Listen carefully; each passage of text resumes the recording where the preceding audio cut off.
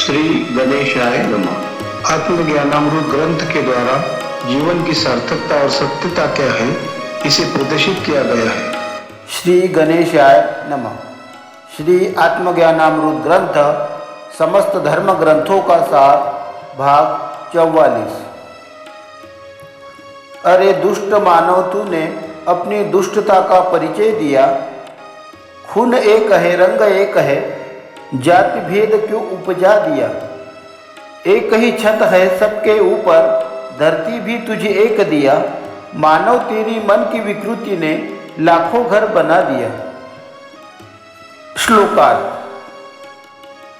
आज के आधुनिक युग में मनुष्य स्वयं मनुष्यता का नाश करते हुए निरंतर विनाश की स्थिति को प्राप्त हो रहा है। इस बात को समझाते हुए संत पुरुष कहते हैं कि हे मानव, तुझे परमात्मा ने बेशकीमती शरीर दिया है। इसका दुरुपयोग करते हुए तूने अपने विकृत बुद्धि का परिचय दिया है। किसी भी जाति या पंथ का व्यक्ति हो, सबके भीतर लहू का रंग जब एक ही कलर का है, तब तूने यह कैसे समझ लिया कि यह अपना है या वह पराया है। परमात्मा ने तो इस संसार में निवास करने के लिए एक ही जमीन तथा एक ही आसमान दिया है। फिर तूने अपने स्वार्थ भाव को बढ़ावा देते हुए अनेक धर्मों का निर्माण किया। यह तेरे लिए कदापि उचित नहीं है। ऐसी सोच तेरी विकृत बुद्धि का ही आविष्कार है। बचपन में बेपरवाह होकर खेल खेल में समय बिताया। जवानी में अंधा होकर सपनों का तूने ताजमहल बनाया। उम्र ढली तब लाठी लेकर मंदिर मस्जिद दौड़ लगाया। इस जग के सब बंधन झूठे, सोच सोच कर तू पछताया। श्लोकार्थ। परमात्मा ने मनुष्य का शरीर हमें किस लिए दिया है, हमें इस बहुमूल्य उपलब्धि का उपयोग कैसे करना है, इस संसार के रिश्ते नातों का हमारे जीवन में क्या महत्व है, इन प्रश्नों का उत्तर देते हुए संत पुरुष हमें कहते हैं कि बालक का जन्म होने के बाद वह इस संसार में नादानी या नासमझी के कारण अपना सारा कीमती समय उछल कूद में नष्ट कर देता है।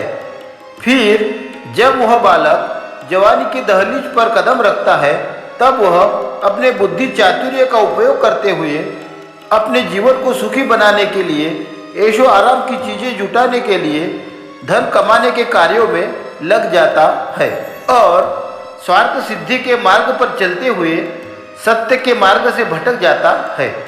फिर जब उसका जवानी का दौर गुजर कर बुढ़ापा उसके जीवन में दस्तक देता है, तब वह सोचता है कि अब तो हमने संसार में रहकर खूब धन कमाया है, अब हमें धर्म करना चाहिए।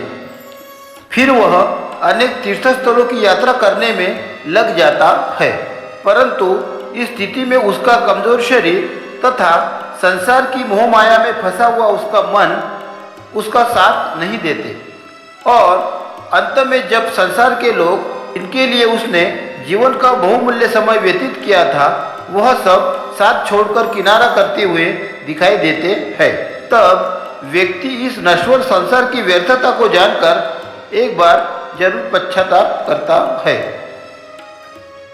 ऐसा ज्ञान लीजिए, मन में कभी अभिमान न आने पाए। सागर जैसा विशाल हृदय हो, मन की सारी मलिनता जाए। खुद का ही भला हो, यह तुच्छ विचार मन में न आने पाए। ऐसे प्रेमी भक्त को मझधार में सहज ही किनारा मिल जाए। श्लोकार्थ। मनुष्य को मन रूपी मंदिर में विचारों की स्वच्छता तथा निर्मलता बनाकर रखनी चाहिए। साथ ही इस प्रकार के ज्ञान संपन्न शास्त्रों का अध्ययन करना चाहिए, जिसके द्वारा भीतर का मैल साफ होकर किसी भी प्रकार का अभिमान शेष ना रहे।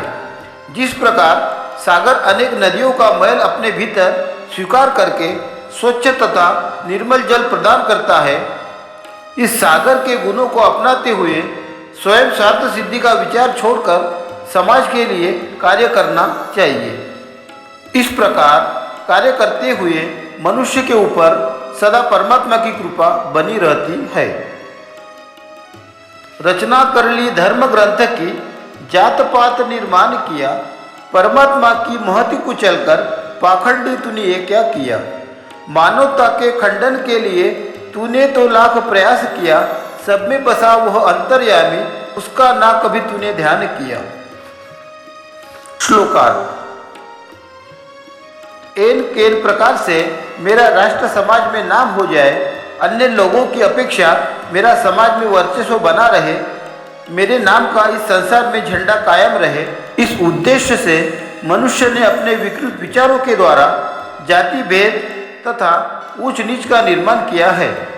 इस प्रकार के कर्मकांड को बढ़ावा देकर परमात्मा के द्वारा दिए गए आदेशों का उल्लंघन करते हुए परमात्मा के अनुपम उपहार का अपमान किया है। एक इंसान दूसरे इंसान से हमेशा लड़ाई झगड़ा करता रहे और हम इसका फायदा उठाकर अपना स्वार्थ सिद्धि का उद्देश्य पूरा कर सके, इसके लिए समाज में कुछ बुरे विचारों के लोगों ने अपने बलबुद्धि का भरपूर उपयोग किया।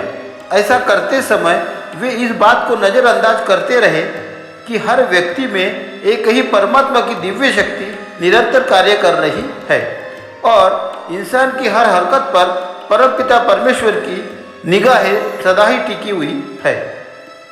संत जनों के दर्शन हुए, मन के अज्ञान पट सब खुल गए, बरसों से दिल पे एक बोझ था, यह पाप सारे धुल गए। सद्गुरु के प्रभावी शब्द से मन के मैल सारे जल गए, उस दिव्यमय प्रकाश में आत्मस्वरूप के दर्शन हो गए। श्लोकार्थ। सफल जीवन जीने का उद्देश्य संपन्न करने के लिए हर व्यक्ति को अपने जीवन में एक सद्गुरु की तलाश होती है। इस दिशा में चलते हुए जब व्यक्ति को संत पुरुषों के दर्शन होते हैं, उनके सानिध्य में रहने का मौका मिलता है, तब संतों के मार्गदर्शन से व्यक्ति के भीतर के विकारों की एक एक परत खुलती चली जाती है और व्यक्ति अज्ञान के अंधकार से निकलकर आत्मा के प्रकाश की तरफ अग्रसर होते हुए दिखाई देता है। सद्गुरु के संपर्क में आते ही व्यक्ति का मन पाप कर्म से अलिप्त होकर वह पाप के बोझ से मुक्त हो जाता है। संत पुरुषों के प्रभावशाली वचनों का अनुसरण करते हुए मन से सभी प्रकार के विकार नष्ट हो जाते हैं और व्यक्ति को आत्मा के चैतन्यमय प्रकाश की अनुभूति होने लगती है। परमात्मा की सृजन अवस्था का अनुभव प्राप्त करने के लिए आप सभी महानुभावों से विनम्र निवेदन है कि इस वीडियो को अधिक से अधिक लाइक और शेयर करें। धन्यवाद।